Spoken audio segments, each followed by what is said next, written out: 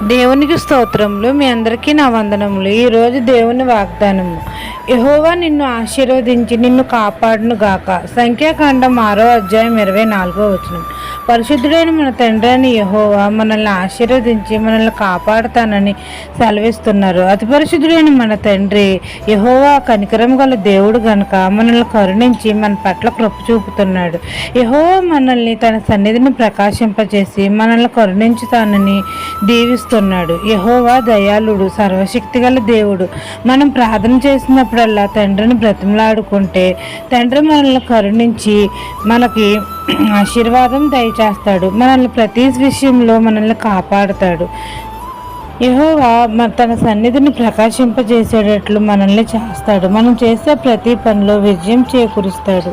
మనల్ని కరుణించి మనకు అనారోగ్యాన్ని తీసివేసి స్వస్థత కలగజేస్తాడు. తండ్రి మనకు తోడుగా ఉండి ఆశీర్వదించి మనల్ని కాపాడుతాడు. ఇదేనా వాగ్దానం మీ నా జీవితంలో నెరవేరాలని కోరుకుంటూ దేవుని సువార్త పరిచర్యలో మీ సహోదరి. ఆమెన్.